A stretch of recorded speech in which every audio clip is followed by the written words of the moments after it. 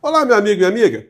O ministro Alexandre de Moraes certamente ainda hoje tomará mais uma medida em relação a tudo aquilo que está fazendo a figura do criminoso mor da nação, o inelegível Jair. E isso certamente repercutirá bastante. Isso num contexto em que um ministro da Suprema Corte, o ministro Fux, deu uma decisão absolutamente desleal com seus colegas. Uma coisa vexatória, eu comentei com vocês mais cedo, como ele feriu tudo aquilo que foi colocado na medida, como ele desprezou os fundamentos, como ele está desprezando a realidade e os interesses que estão por trás dessa decisão do ministro Fux realmente deixam todas as pessoas aí com uma série de interrogações. Por que uma pessoa contraria a realidade, tendo uma função importante? E ainda mais tendo sido beneficiado por uma não sanção de um governo estrangeiro, quando seus colegas passaram pela mesma coisa. Os fundamentos são muito frágeis, na verdade são abjetos, são contraditórios, e isso deixa a gente aí com uma série de interrogações sobre o futuro. O que irá acontecer no curso dessas condenações todas da Orcrim de Bolsonaro. O ministro Fux deixou a janela aberta no final, do tipo, olha, estou fazendo aqui uma grande besteira, mas eu posso corrigir isso no futuro, porque quando a gente for julgar no mérito, quem sabe eu mude de opinião, né? Enfim, por que ele fez isso? Olha, a gente vai ser difícil de saber um dia. Bom, mas o resultado concreto é que não vai ser alterado absolutamente nada em relação ao futuro do inelegível.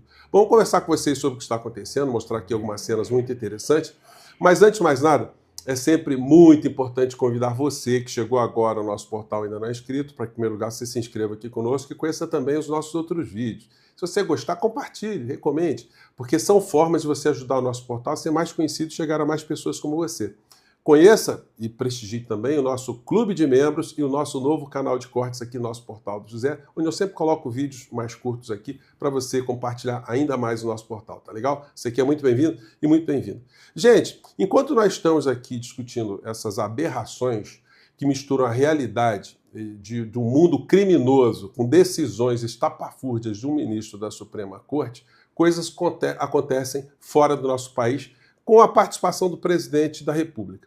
O presidente Lula esteve no Chile, onde ele se reuniu com vários líderes de países democráticos que estão manifestando uma preocupação muito grande com os rumos da humanidade. Os ataques à democracia, a corrosão do tecido social, o aprofundamento de injustiças, de massacres e de coisas que a gente vê no cotidiano.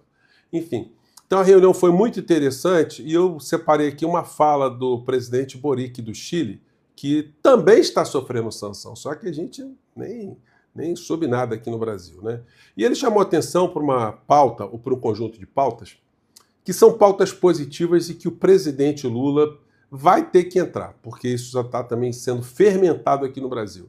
Ele falou da diminuição das desigualdades e a redução da jornada de trabalho dos trabalhadores que estão sendo explorados mundo afora, né? Acompanhe aqui, tem uma tradução simultânea em cima, mas eu acho que dá para a gente pegar tudo. Vamos lá. Novas energias. Por isso, falamos de crescimento, de como conseguimos crescimento com justiça. O presidente Lula comentava nas conversas que tivemos durante estes dias como no Brasil seus governos conseguiram diminuir a pobreza significativamente. Como em outros países, conseguimos diminuir a jornada de trabalho para que haja mais tempo para a família. Espanha conseguiu, nós conseguimos, Colômbia está sendo discutida uma reforma trabalhista, como aumentamos também os salários mínimos,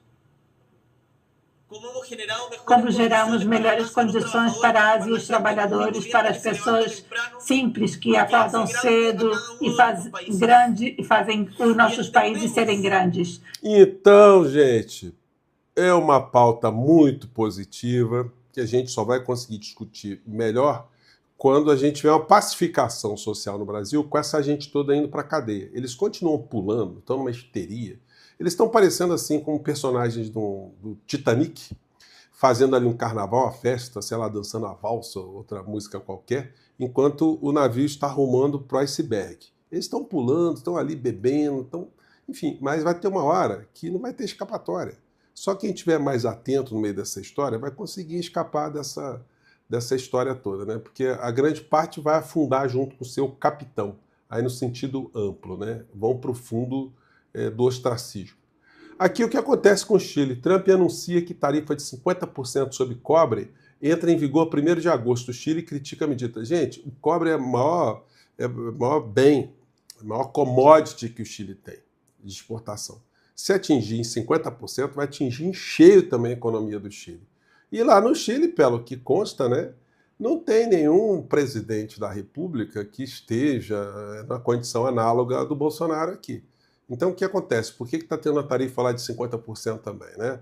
Isso vai ao encontro de teorias que mostram que o Donald Trump está pouco se lixando, estaria pouco se lixando para a questão pessoal do Bolsonaro. O Bolsonaro é um batedor de carteira, um ladrãozinho, perto do que ele conhece, do que ele vê no mundo. Mas sempre foi muito útil, como eu sempre disse aqui para vocês. A extrema-direita no Brasil, ela sempre foi muito funcional. Como é isso? Funcional para a exploração econômica de grandes grupos econômicos contra a maior parte do povo brasileiro, como aconteceu aqui no período que Paulo Guedes funcionou ali como um verdadeiro gangster mor, né? Não tem como a gente falar de outro modo.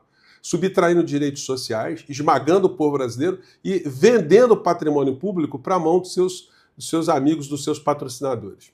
A coisa está numa insanidade tão grande nesse campo que o Trump está envolvido até em mudar a receita da Coca-Cola nos Estados Unidos, gente.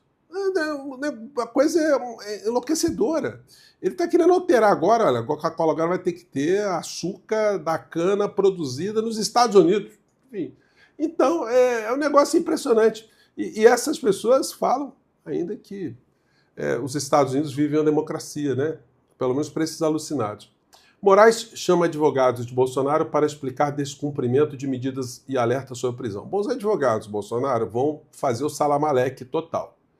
E vão lá de forma muito respeitosa e tal, dizer que Bolsonaro é um imbecil, né? Mas que a decisão do ministro Alexandre de Moraes não teria sido muito clara. E, portanto, a partir de agora, o inelegível vai ficar mais controlado. E os advogados vão dizer isso para o Bolsonaro, né? A não ser que Bolsonaro queira logo ir para a cadeia, contra até a vontade dos advogados, para criar coro com esse mundo insano do Titanic que vai afundar, vai bater no iceberg e vai afundar.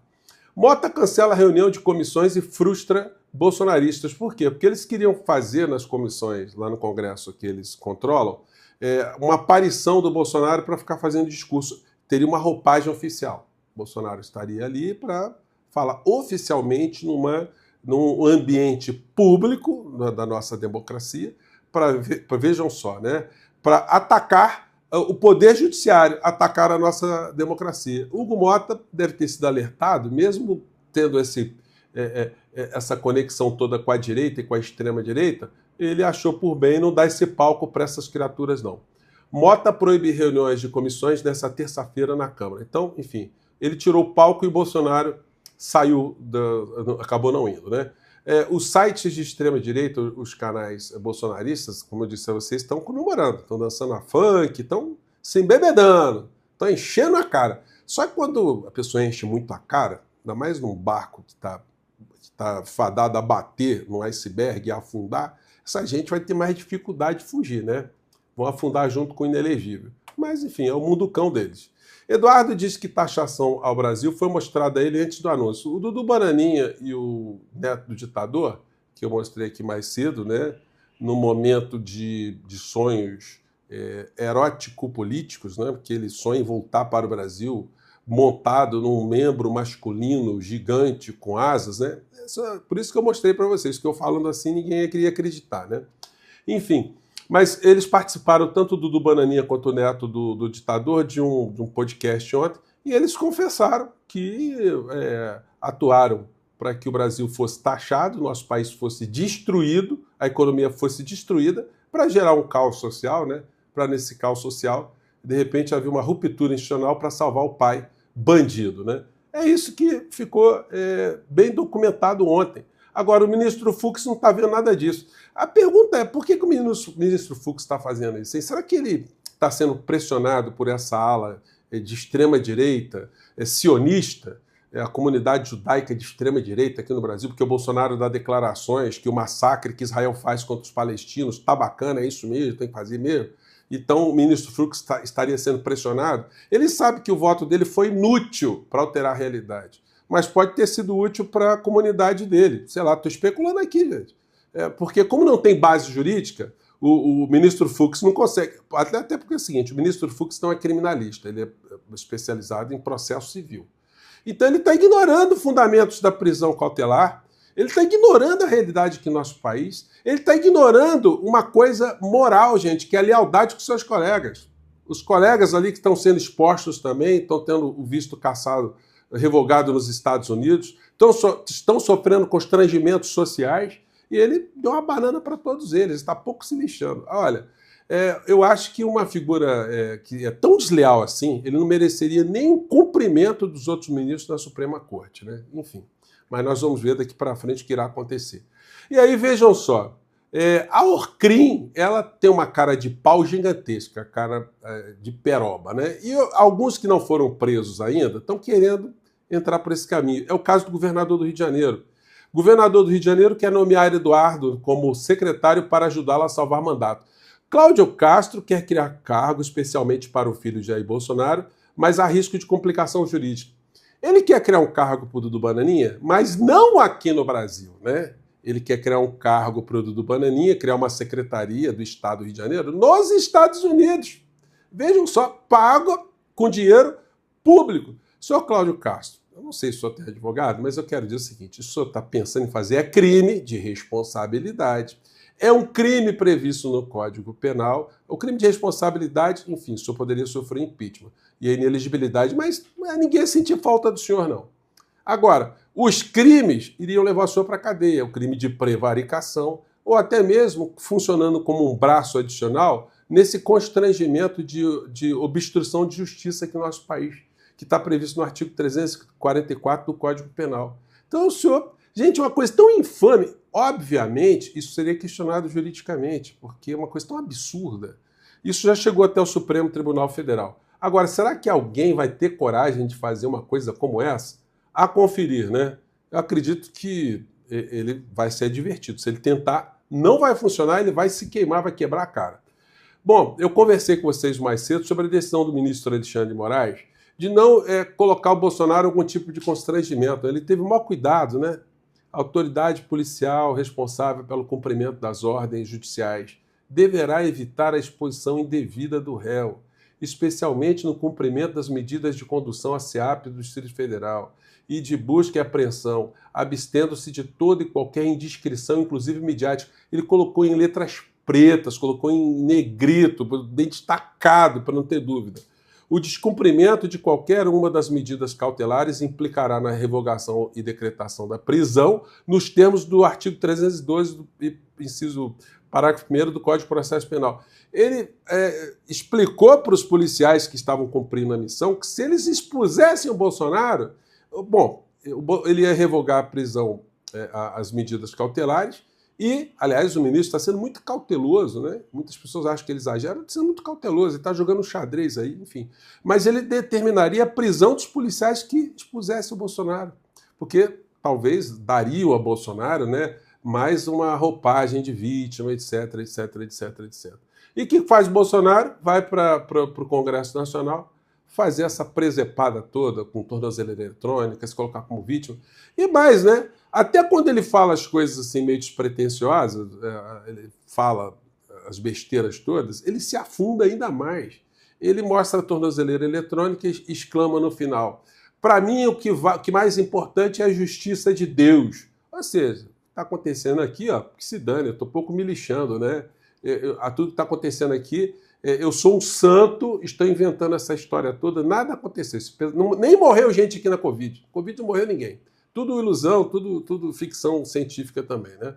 Então, essa figura está com os dias contados. A questão toda é a seguinte: o ministro Alexandre de Moraes deve estar pensando, eu vou dar um chute aqui, eu acho que ele não vai decretar a prisão preventiva do inelegível.